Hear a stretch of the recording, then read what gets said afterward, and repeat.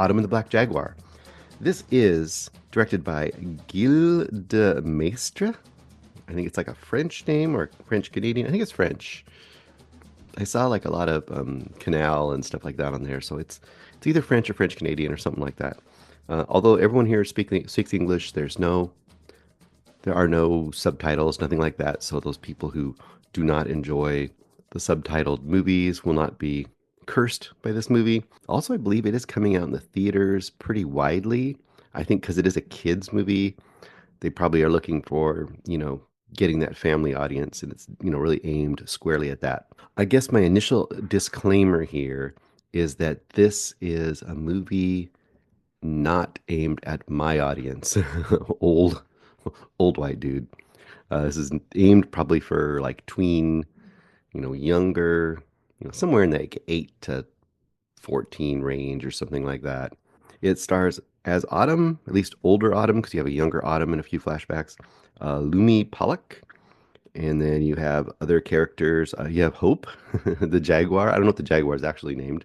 Hope, the Panther, whatever you want to call him. And then you have some other characters. Doesn't really matter so much. So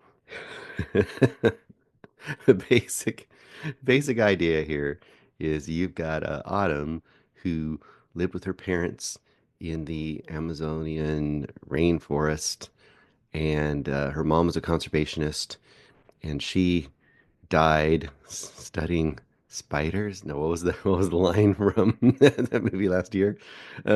Basically, you never see it; it's off screen. But apparently she died, and they were kind of trying to do conservation work and fight against poachers and stuff like that.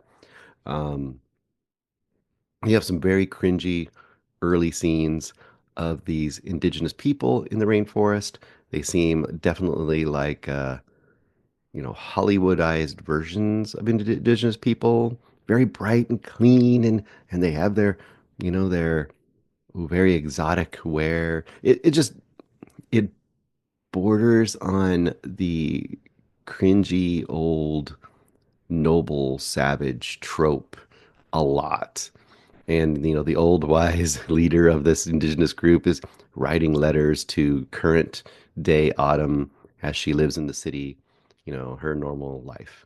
Anyway, basically comes down to evil poachers are getting all of the animals, and there's only the one black jaguar left. The jaguar that she'd befriended as a child. And then we get an extended flashback sequence of her, you know, rolling around and chumming it up in the jungle with a kitten version of this jaguar. I don't know how many years ago at that point, probably like 5 or 6 years before the events of this movie. And they're best friends. And she calls it Hope. And now she finds out that this jaguar's in danger. In her current life, she is insufferable.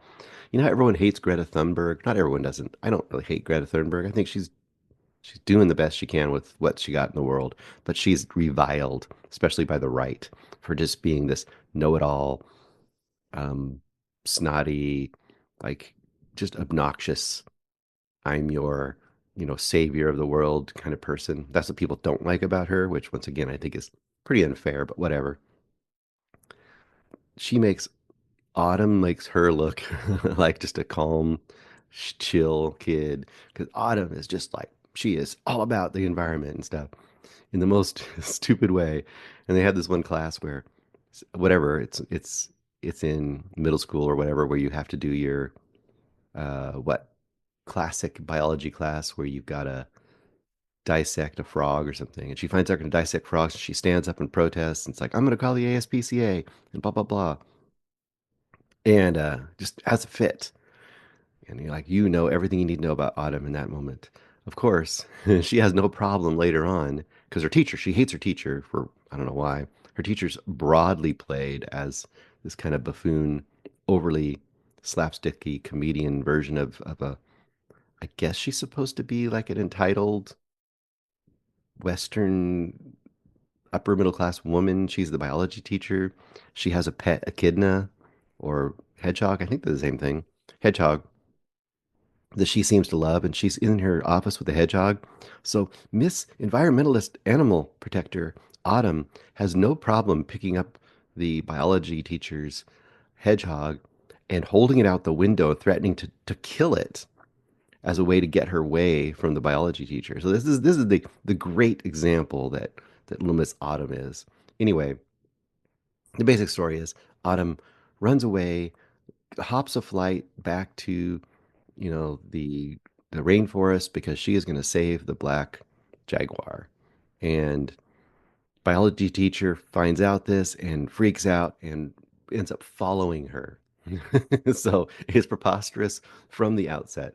And once again, if I step back and think like this is made for me, this is made for little kids, and this is made for just to be like this kind of crazy, adventure where it's like, woo, wow, this kid is doing everything, and I'm identifying with the kid. Isn't this great? Isn't this cool? It's like, okay, I can see that. Obviously, it's going to be unrealistic. It's going to be very broad. It's going to be very broad strokes of the world.